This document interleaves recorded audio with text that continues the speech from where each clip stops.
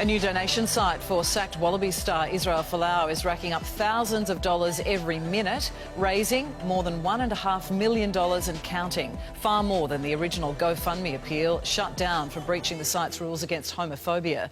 The Australian Christian Lobby set up the new page with a $100,000 pledge, and Managing Director Martyn Iles joins us now. Martyn, good morning to you. Good morning, Deborah. An astounding response here. How much money are you actually hoping to raise?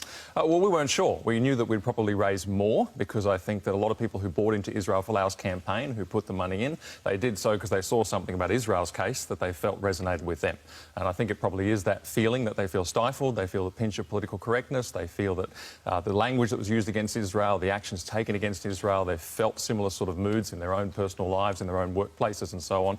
And so they bought in. And of course, when GoFundMe shut it down, it only confirmed their concerns. They said, well, there you go, here it is again. And as a result, I think they gave a whole lot more. And I think they feel like they're having their voice heard. And so that also is having an impact. And they want to be able to put more money in.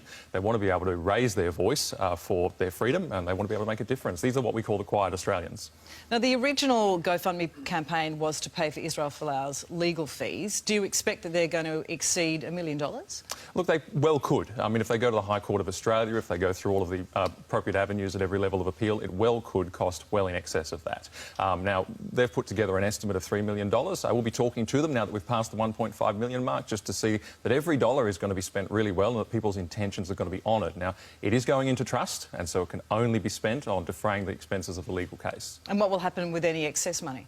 Well, the excess money will be distributed in a way that's consistent with the intentions of the donors. Though? Well, they'll go to a couple of different causes that are completely consistent with the intentions of the original donors. So where will that be? Well, I'm not able to go into the detail at this stage, but it's going into trust. It can't actually be used for any reason other than something that is consistent. So not for personal use? Absolutely not for personal use. Absolutely not going to the ACL. Nothing like that. And I think people, they've bought into Israel because they see him as somebody who they want to champion.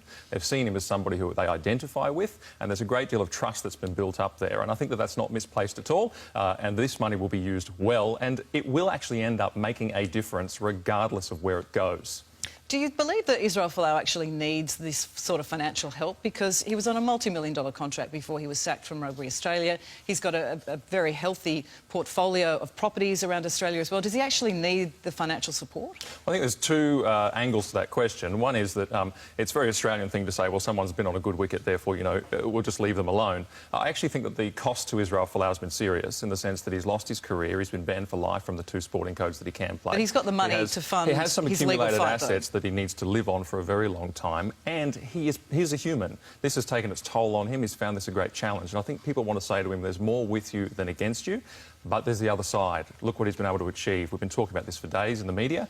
They've been able to achieve giving a voice to so many people who want to buy into his campaign, and these people actually feel like they're part of a movement, they're being heard, and that they're actually making a difference. And I want to know, at what stage do the Prime Minister and the opposition leader and the politicians actually respond to this and say, yes, yes, we've heard you. The quiet Australians gave us victory at the May 18th election, and now we're hearing them again, and we've got to react. And I think that's what people want to see. Well, what do you want them to do in terms of reaction? Well, they're talking about religious freedom at the moment. Right. They were talking about it through the election. Labor came out and said, look, it was a key theme that cost us the election, and we're saying now, well, OK, what are you going to do about it? They've been talking policy for a while, but there's not been much progress. And are you surprised at all by the ANZ Bank with their response to Israel Folau's wife, Maria? They've condemned her for sharing a post by her husband, and they're putting her employer, the New Zealand national netball team, on notice as well. Look, it doesn't surprise me at all, and this is precisely the reason why people are supporting Israel Folau, because they see time and time again, whether it's ANZ Bank targeting his wife, whether it's people targeting GoFundMe with complaints, whether it's Israel being targeted with lies, being able to persist in the media about him,